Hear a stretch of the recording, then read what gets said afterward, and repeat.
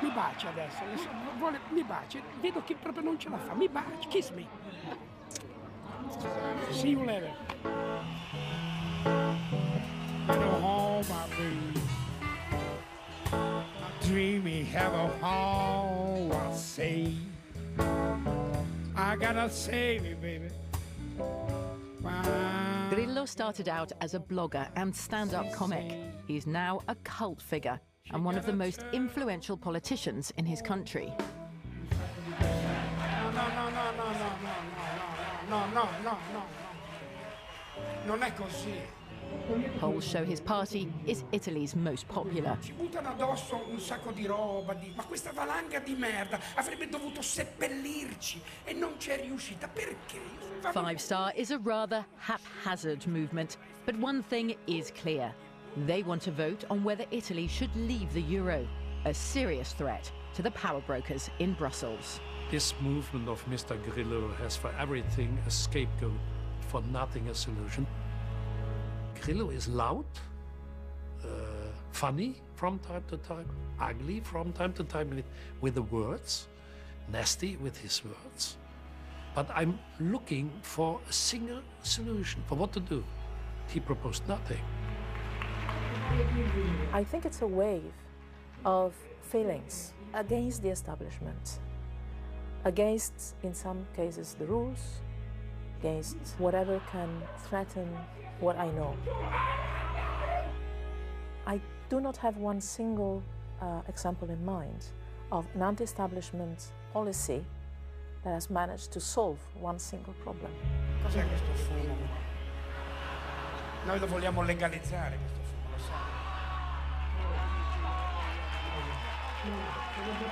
Che dice ai critici del 5 Stelle che dicono, perché anche lei parla di come è facile criticare in governo, la vita è molto più complicata, è difficile la realtà. Ma io non ho mai pensato che governare fosse facile. Gli altri hanno governato e hanno fallito. Noi vogliamo una nostra occasione, per cui quello che dico è che vogliamo essere messi alla prova. Five Star is part of a phenomenon taking Europe by storm. In over 20 years of living and working across Europe, I've never seen anything like it.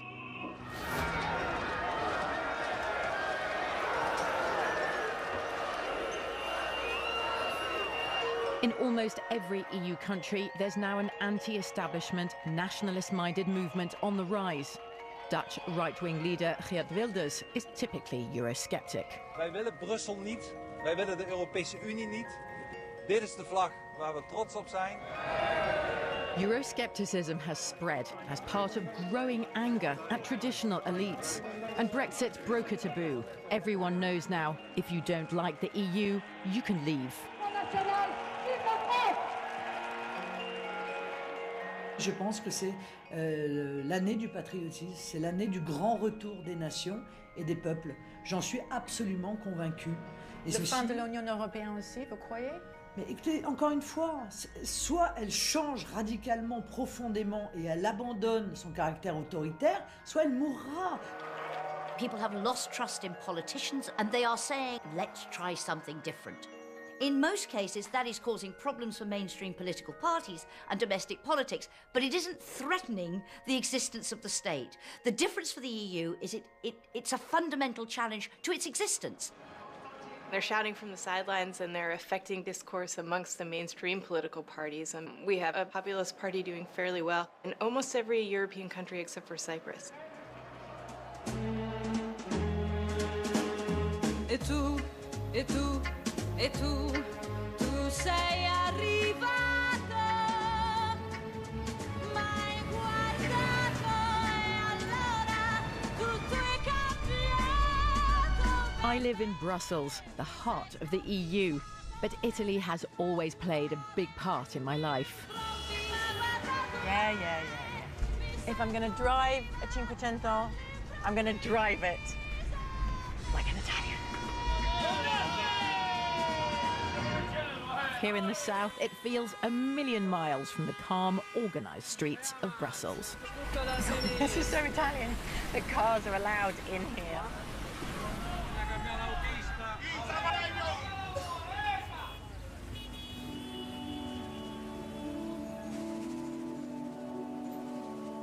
Sicily has always been amongst the poorest and most chaotic parts of Europe.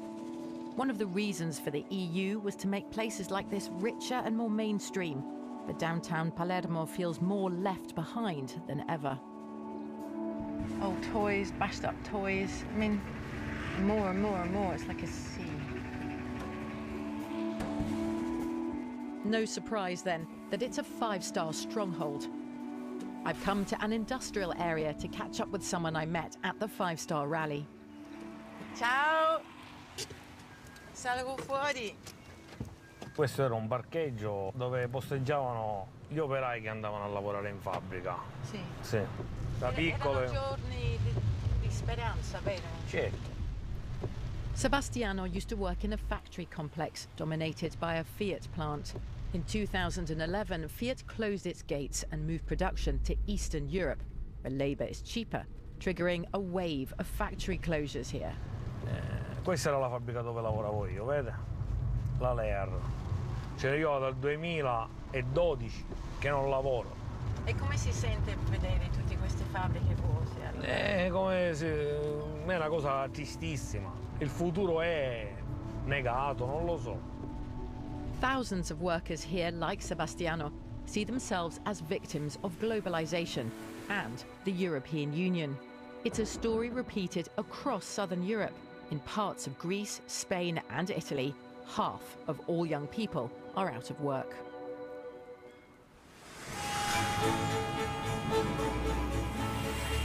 Italy was one of the EU's founding members. Faced with corruption and weak governments at home, Italians have traditionally been EU enthusiasts. But not anymore. It's September, and the current Italian government is facing a huge challenge. The Prime Minister here, Matteo Renzi, came to government promising to change Italy or change jobs. He is now holding a referendum on political reform, but if he loses, five-star, of course, are waiting in the wings. Matteo Renzi is a centre-left politician and a passionate European. He thinks of himself as a radical reformer. He's called the referendum on a series of constitutional changes designed to unblock Italy's costly, corrupt and sluggish political system. Hello. Sorry for leaving. Hi, Prime Minister. Thank you very much. I'm good, and you? Very good, thanks. I'm sorry for leaving. You've called a referendum for the 4th of December. Calling referendums, as we know, is a huge political gamble. Doesn't that worry you?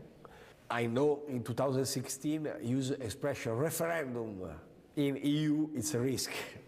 But jokes apart, I believe this is a great challenge for Italian people, and I'm not worried. We went back a few months and David Cameron wasn't worried. Thank you so much for this, benchmark. I hope the result will be different. Isn't there a risk, though, that we've seen in so many European countries, we look over the Atlantic to the United States, there are more and more angry people who feel they've been left behind and who are angry at the establishment. And even though you want to change Italy, the risk is Italians may just vote against you as part of what they see as an elite. This is a risk. It's a clear risk. But I think the message of populists will be defeated in the next election. So I'm not worried for the growth of five-star movement. Five Star is campaigning for a no vote in the referendum against Matteo Renzi and the Italian establishment as a whole. A no vote might mean early elections here, which Five Star could win. After Brexit, another potential body blow for the European Union.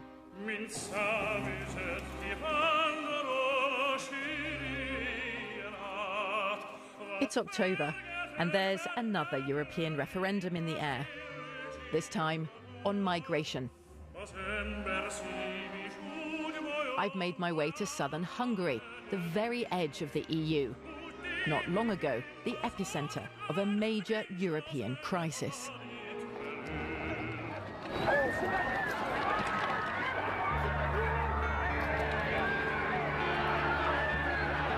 More than 1 million refugees and other migrants came flooding into Europe in 2015.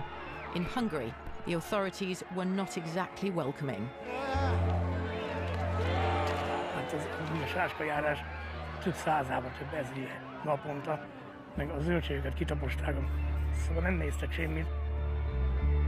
Farmers living on Hungary's border, like Lajos Maki, found themselves on the front line. A lakosság attól is, hogy valami probléma lesz, meg eleve egy, ahogy mondom, olyan betegségeket behordanak onnan, ami itt nálunk már nem ismeretes.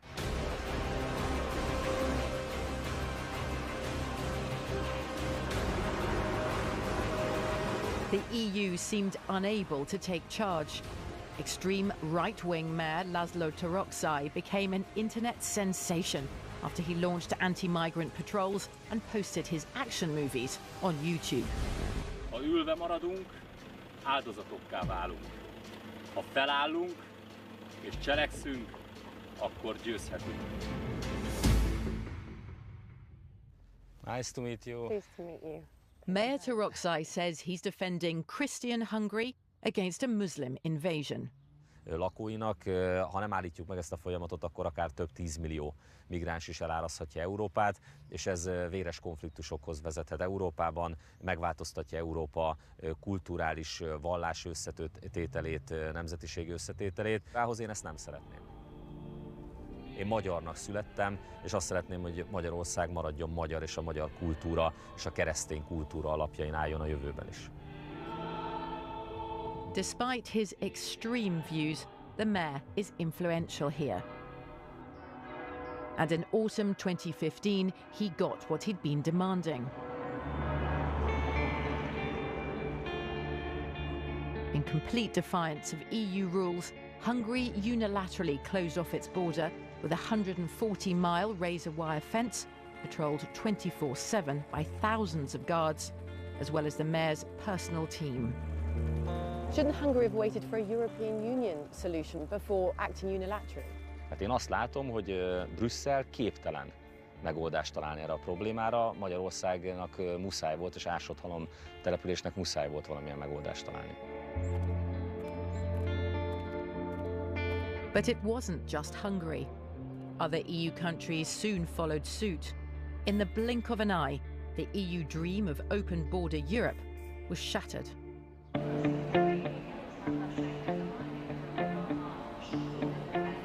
I've come to Hungary's capital, Budapest.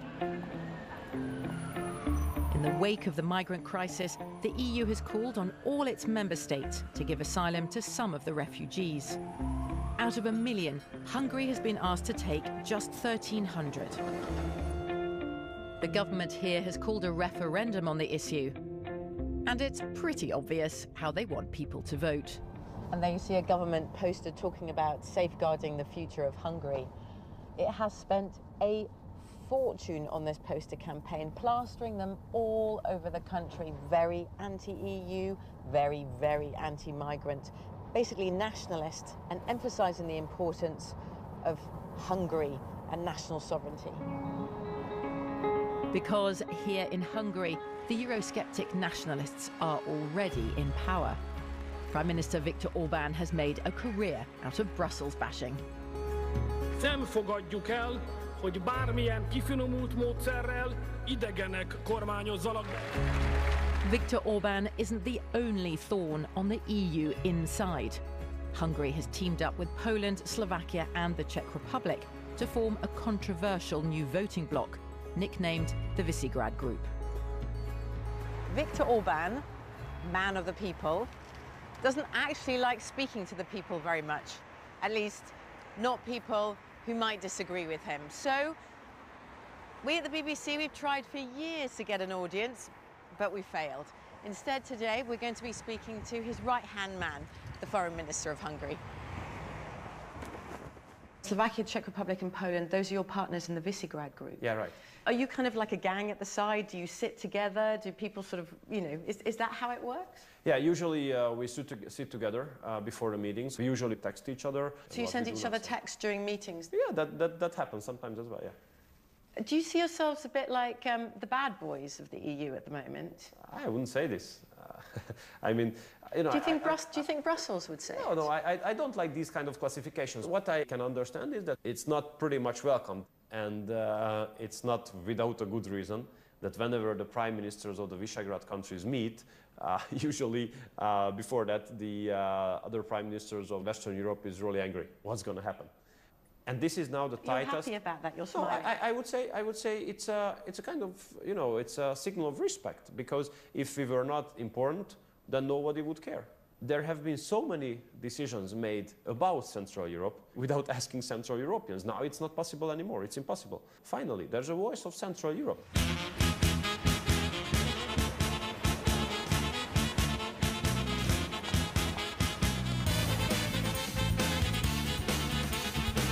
To truly understand Hungary's relationship with Europe, I'm taking a ride on the Underground. Budapest's Line 1 is the oldest in continental Europe, built when Hungary was the co-empires. Have a look at the architecture here and take a wild guess. Line 2 and 3 were built with Soviet help when Hungary was a communist state. It really is out of Soviet central casting.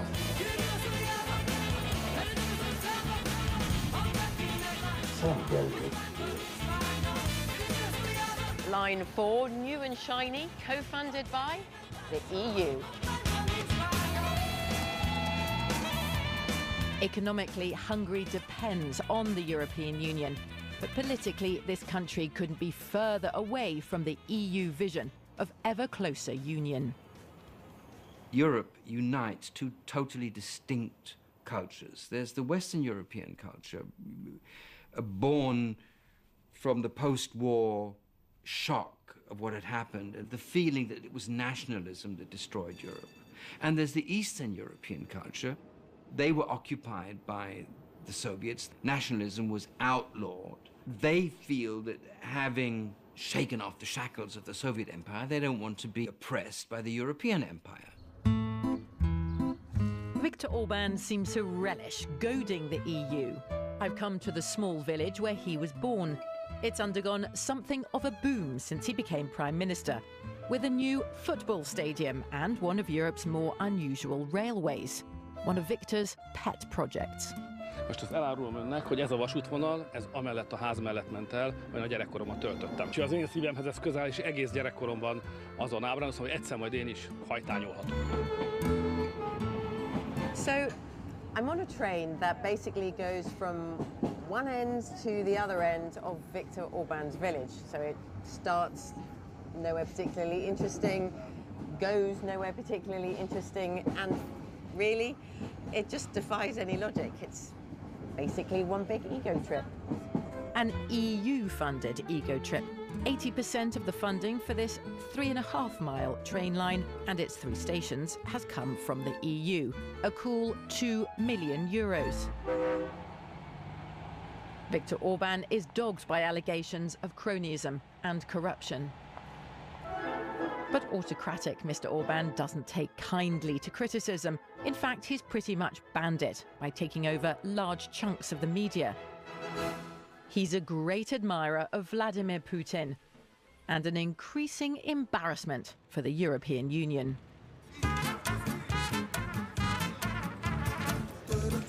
Take this little interaction with European Commission President Jean-Claude Juncker.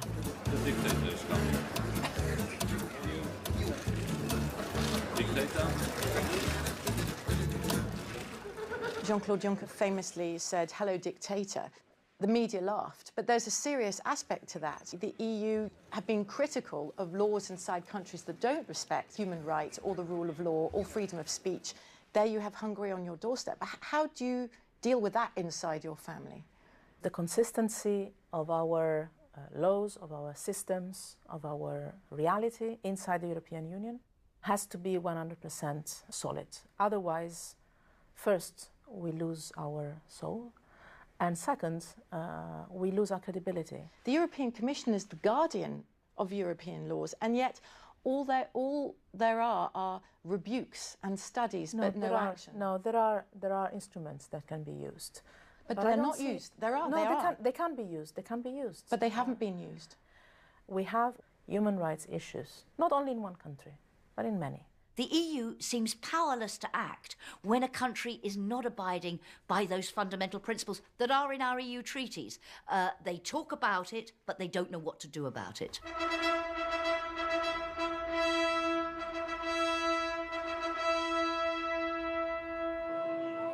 Viktor Orban's latest two fingers to Brussels is the referendum on migration. Saying no to immigration and challenging Brussels goes down well at home. Like the Brexit vote, this referendum highlights the gulf between ordinary voters and the EU. Nagyszerű eredményt értünk el. So this is the moment that everyone's been waiting for. Viktor Orban on stage announcing the referendum result. And even though there was a low voter turnout, surprise, surprise, he says it was a huge success. Brüsszel vagy Budapest, ez volt a kérdés, és mi úgy döntöttünk, hogy a döntés joga kizárólag Budapestet illeti meg. Köszönöm a részvételt, a szavazatokat és a támogatást. Számítok önökre a jövőben is, és önök is számíthatnak rám. Hajrá Magyarország, hajrá magyarok!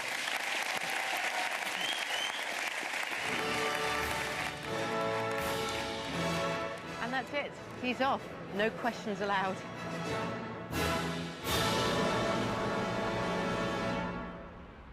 We sent a clear message to Brussels that we want to control our own border, we want to have our sovereignty entirely, and we want to make the decision whom we let come in our country and whom we do not. What happens if Brussels does just ignore it? What will you do? What will Hungary say? They can't do it.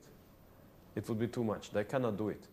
I mean, if you speak about democratic European Union, if you speak about bring Europe closer to people, you must not deny will of 3.2 million people in one country. It's a very hypocritical behavior, I think so. The problem is the member states play the game. There is that union. We have nothing to do with it. That union is playing against us. That blame game is a virus which could lead to the end of the European Union. So you have member states pointing the finger of blame here at Brussels. You're sitting here and saying it's their fault and their responsibility. Throwing mud both sides is one thing, but in the meantime, the European Union is falling apart. But not because of me. I try to keep it together. These are people like Mr. Orban who argue against the European Union. If the heads of state in the European Union do not stop pointing the finger of blame at Brussels, is the EU finished? If that would continue as today, the risk that we fall apart is a real risk, yes.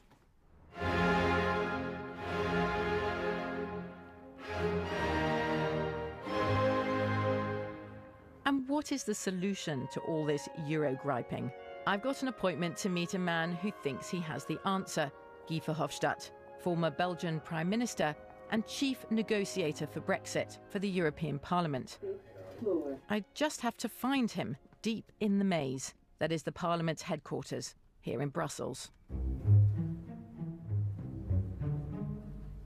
I'm looking for 55C011.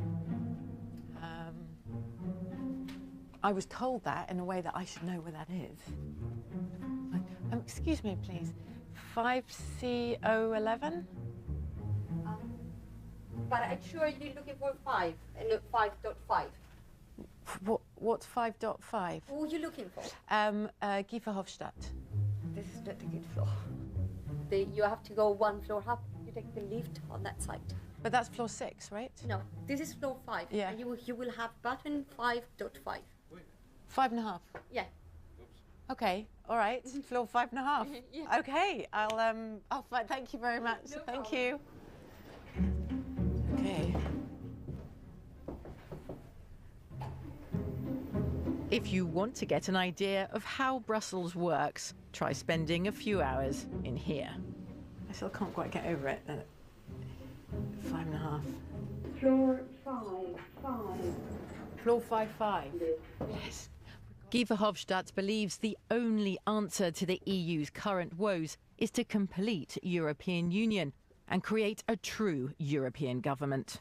Bingo. Here it is. We have to reform this whole business. A more effective union, a more democratic union with a real European government. with a real European defense capacity. European army? A European army, yeah. What's wrong on this? Here in Europe, we don't act. We don't take the decision because you need unanimity before you can do something. And that doesn't work in the world of today. But look at France, look at Italy, look at Denmark, Sweden. I mean, the list goes on, as you know. How much support do you think there is for an idea like more that? and more. Popular support? Yeah, more and more. What we feel is that since the Brexit, something had changed. I told after Brexit, oh, we're going to now have a referendum in the Netherlands about Nexit, a referendum in Denmark about Brexit. It didn't happen. What we see is exactly the opposite. Mr. Hofstad, I have to tell you that you are pretty much the only optimistic voice left. You know, No. and yes, in my work, whether it's the news on Europe or whether it's on this documentary. In your world, yeah. But at the same time, don't underestimate that, how could I say, the counter-revolution is already underway. Ordinary citizens who don't want it to destroy Europe, who asking for a reformed European Union that's more effective. So since the Brexit, something had changed.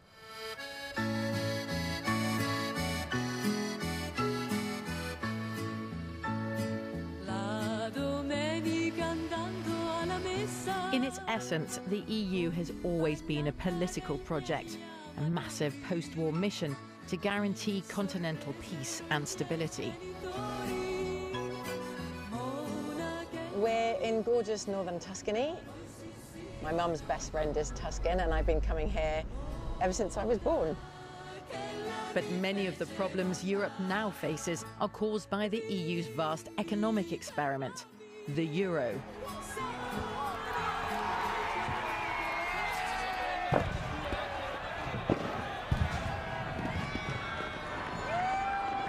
Love. We were in love. We thought that this was going to be the marriage of the next 2 centuries. If you look at the statistics on the surveys on who liked most the euro, Italy was always the leader. The north is the richest part of Italy. It's the industrial heartland of the country, as well as a tourist magnet. I'm paying a visit to Empoli. It's a town I've been coming to since I was little. Look how many for rent signs there are, all these closed down shops. It's actually quite shocking. I mean, this is supposedly posh northern Tuscany. And I remember lots of very elegant northern Tuscan shops. That's what made it so exciting to come here in summer.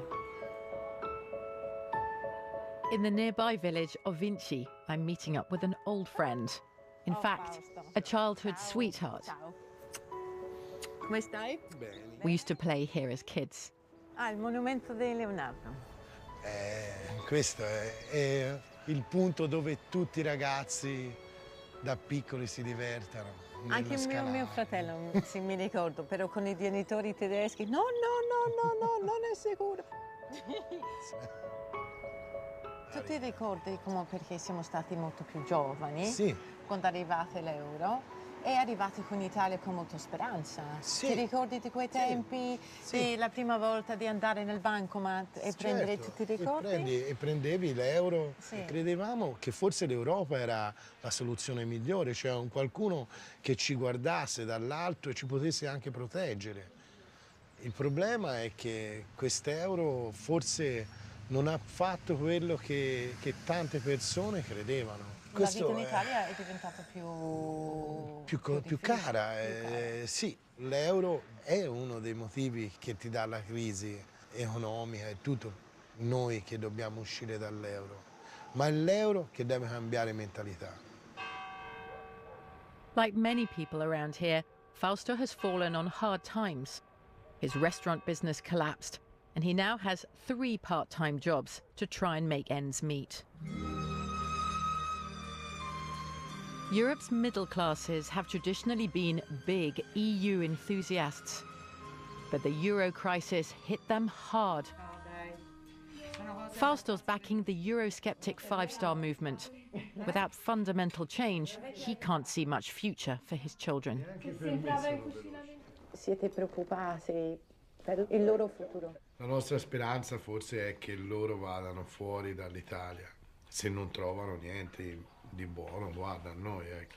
Però questo è triste per un È molto triste. Devono diventare cittadine del mondo. Una cosa triste perché si rischia di perdere qualcosa che a noi c'è caro. È come perdere la casa. The problems of the euro have dragged on for years, since Greece first plunged the continent into crisis. A fundamental flaw of the euro is that it's made southern Europe, including big economies Italy and Spain, uncompetitive, while the north, especially Germany, has boomed. This creates deep and bitter European divisions. The Italians have very good cause to be very, very angry.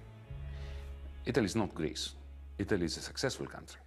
And yet Italy is sliding deeper every year into a debt deflationary cycle. And that is because of the design of the euro. The signs of economic collapse are everywhere. The euro alone can't be blamed, but at one point in Italy, 1,000 companies were going bust every day. Across the eurozone, a dangerous explosion of debt followed the 2008 economic crash. It's December, and one of Italy's most famous national institutions is in free fall.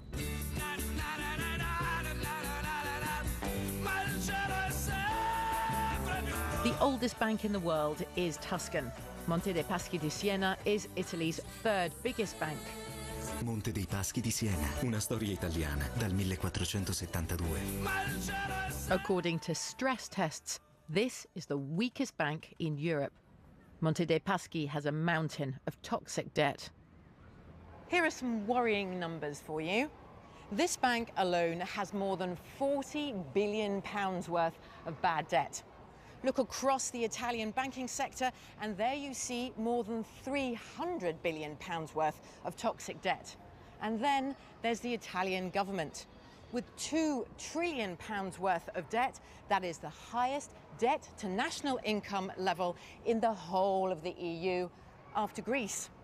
How vulnerable does that make this country?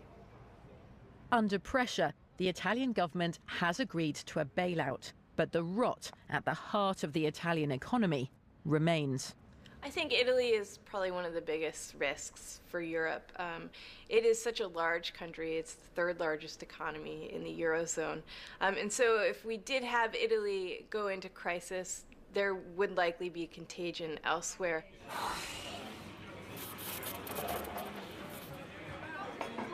Grazie. So this is quite something. This is a very mainstream Italian newspaper, and yet it's got one article threatening that Italy is poised to walk out of the Eurozone, and another article saying why that the majority of Italians think that Germany is doing extremely well out of the single currency, whereas it says that more than 90% of Italians think the euro's been a complete disaster. If a country like Italy, with an economy the size of Italy, were to leave the euro, there are many people here who say that would be the beginning of the end of the euro, and many argue that if the euro collapses, that is the beginning of the end of the EU, because that is the most central and important project really in the EU's 60-year history.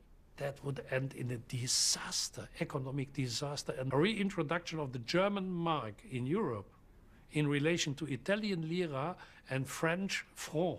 It's not necessary to be a Nobel Prize in economy to understand that that would lead to a disaster in Europe.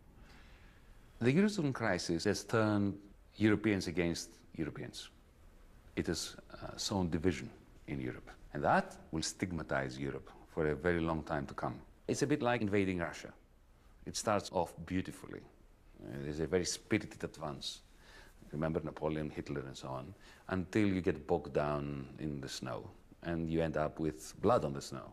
And this is what's happening now in the European Union.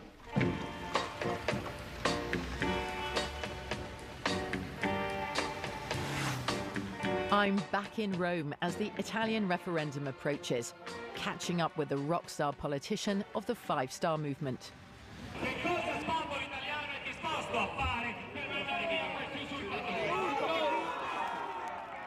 The referendum is meant to be about constitutional reform, but Five Star has turned it into a vote of no confidence in Prime Minister Renzi's government.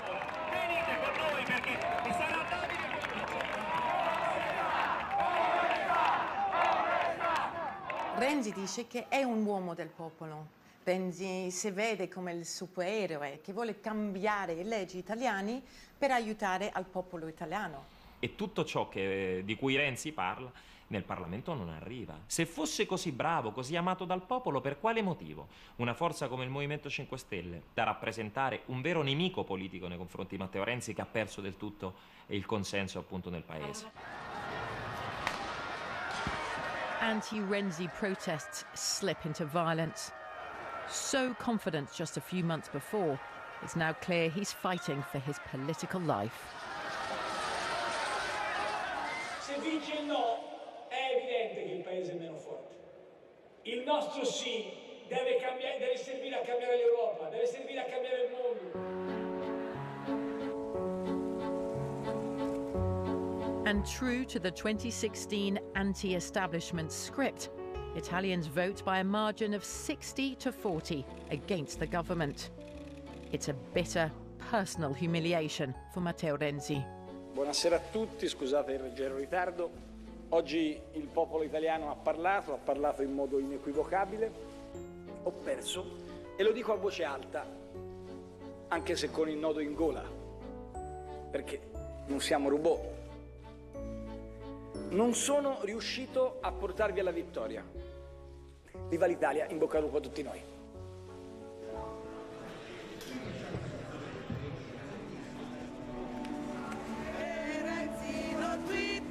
Another pro-European politician booted off stage. Another slap in the face for the EU. Amid typically Italian chaos and uncertainty, there are rumours of an early general election. All great news for Five Star.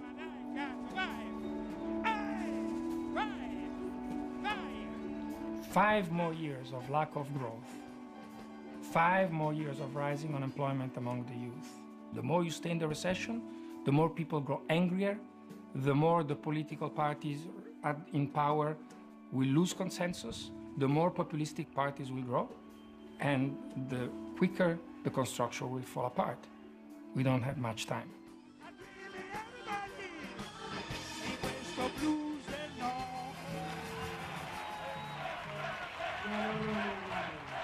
But if this uprising in Italy feels like another blow to the European project, it's in France where it might meet its Waterloo.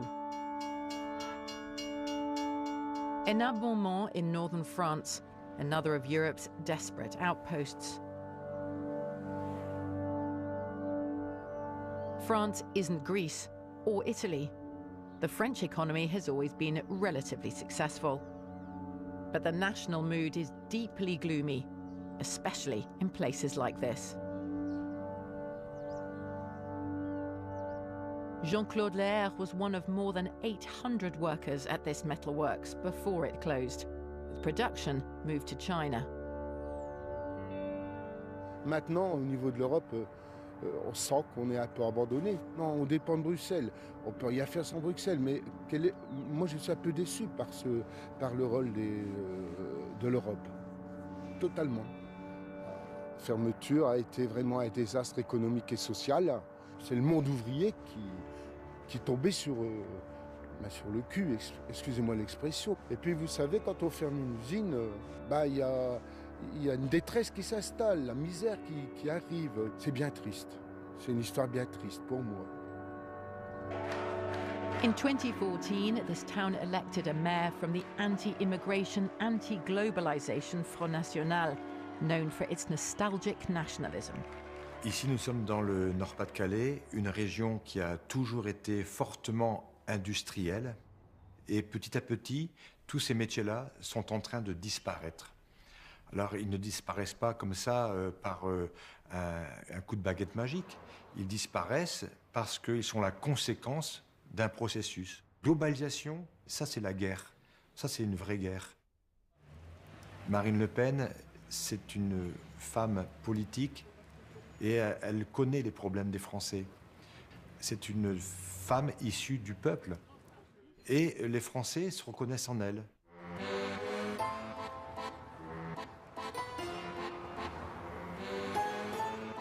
It's January, and I'm in Paris to meet Marine Le Pen, leader of the Front National. The party was founded by her father, Jean-Marie Le Pen, who was widely condemned for his extreme right-wing views.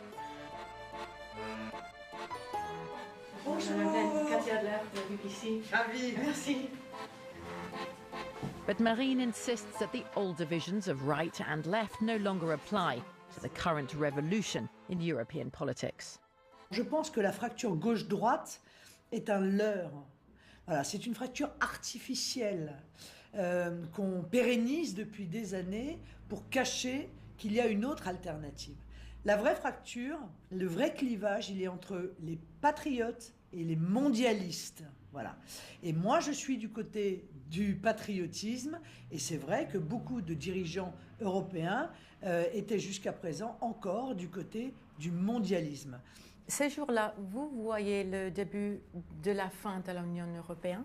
Si France sort de l'euro, c'est fini. C'est fini. Peut-être, et alors? L'euro n'est plus une monnaie. L'euro est une arme politique. L'euro est un couteau que l'Union européenne met dans le dos des peuples pour les forcer à aller là où ils ne veulent pas aller. Vous croyez que nous, la France, on va accepter de vivre sous le chantage, sous la menace? Mais de qui? De gens qui ne sont pas élus? Mais il n'en est pas question. Vous êtes en faveur de Brexit? Mais écoutez, de deux choses l'une. Soit l'Union européenne rend au peuple français la souveraineté territoriale, ses frontières, la maîtrise de son économie, la maîtrise de sa monnaie et la supériorité de ses lois. Soit je dirais aux Français, il faut sortir de l'Union européenne, car le programme que je veux mettre en œuvre est interdit par l'Union européenne. Faire du patriotisme économique, c'est interdit par l'Union européenne. On l'a vu pendant le Brexit. Qu'est-ce qu'on n'a pas entendu? Le soleil allait s'éteindre, des tremblements de terre allaient engloutir Londres, les poissons flotteraient sur le... Mais c'est de la folie. Et qu'est-ce qui s'est passé? Il s'est passé que des bonnes choses jusqu'à présent, me semble.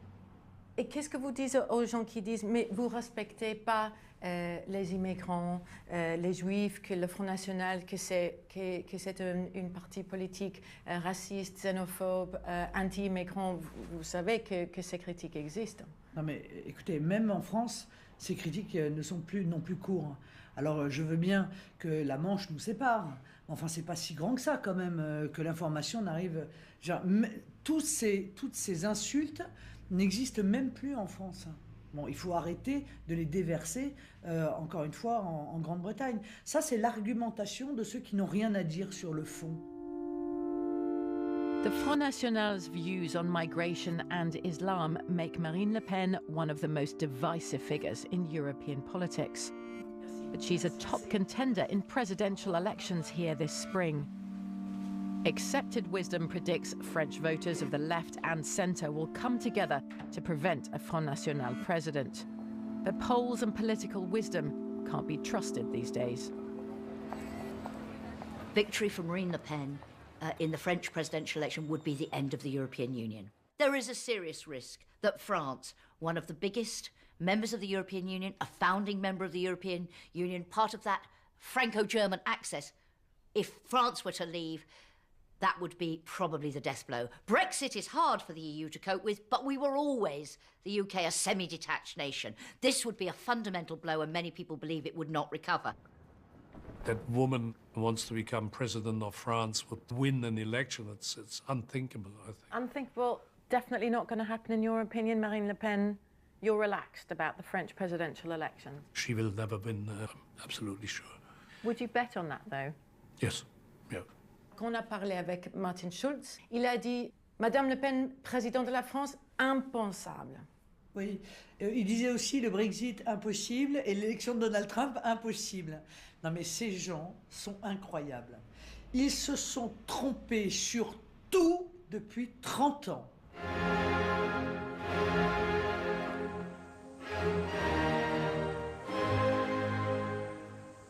With Britain on the way out, France flirting with Marine Le Pen, and Italy in political and economic turmoil, the fate of the continent increasingly seems to lie here in Germany, and with one politician.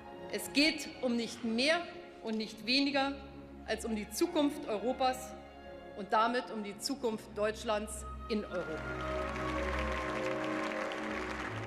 For 12 years, Angela Merkel has been the real power behind the EU.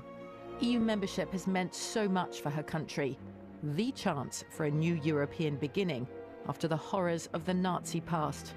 Though dented by the migrant crisis, with the unfolding drama of Donald Trump's presidency, many see Merkel as the champion of moderation. And her government remains deeply committed to the EU. We are benefiting from Europe. We have seen the history, and in the present we are benefiting from Europe. We are so well off as never before. This is due to the euro. This is due to our unity. Europe is the best thing that can happen for our interests. So our main interest, the pivotal interest, is to make Europe work again. One of Angela Merkel's nicknames used to be Queen of Europe, but her crown has now slipped. The migrant crisis has damaged her not only here at home, but also abroad. Now, she used to be known for bullying or charming other EU countries into following one EU line. So she was the glue, if you like, that held things together. Now that glue is becoming unstuck. And for many ordinary Germans, Europe seems to have become a bit of a joke. And a bad one. Die große europäische Freiheitsidee, geboren auf den Trümmern zweier Weltkriege, ist zu einem Bürokratiemonster verkommen. Germans are tired of having to stump up for endless Greek bailouts.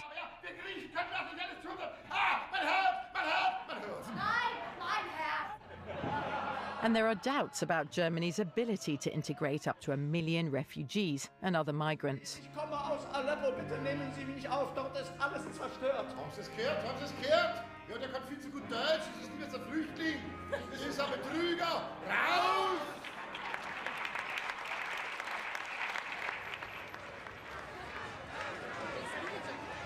And now Germany has its own populist, Eurosceptic nationalist party, the AfD. The themes are familiar: anti-migrant, anti-EU, and especially in the wake of recent terror attacks, anti-Islam. In painfully politically correct Germany, this is hugely significant. I joined in January 2016 because I was so shocked, you know, the borders had been opened. I thought this loss of sovereignty, this loss of home made many people rethink their political ideas. We need a strong voice of the right wing in the parliament. Everything else is progressive, left wing, bad, you know. There was a big problem in German policy with political correctness, and many people said, I don't feel represented by the parties in Germany, and so the AfD was founded. Now we have much more diverse opinions in the German policy, and that's fresh life for democracy. Polls predict AfD could win 15, even 20% of the vote in the general election here this autumn. Germans have a right to decide their own future, and it's time that the Germans take back the power from this bureaucracy in Brussels. For the first time in Germany, European integration is being seriously questioned.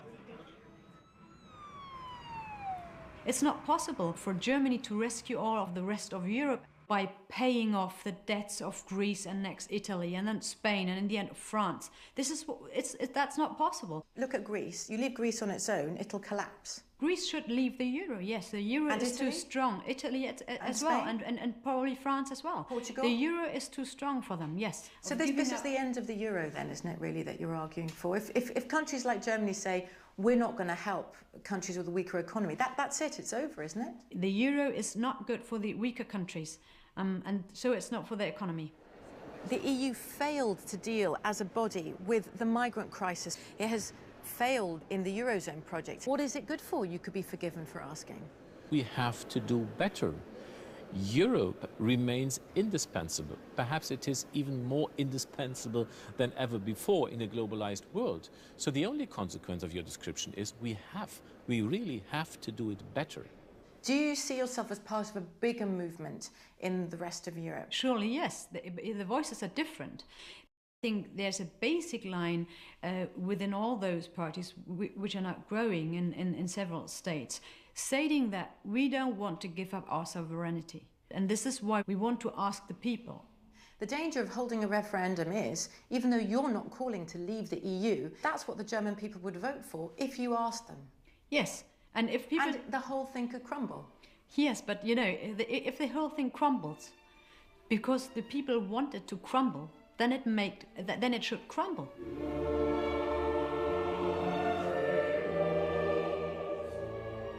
Over the next few months, the EU is bracing itself for a battering. Big election gains are predicted for Eurosceptic anti-Islam Geert Wilders in the Netherlands.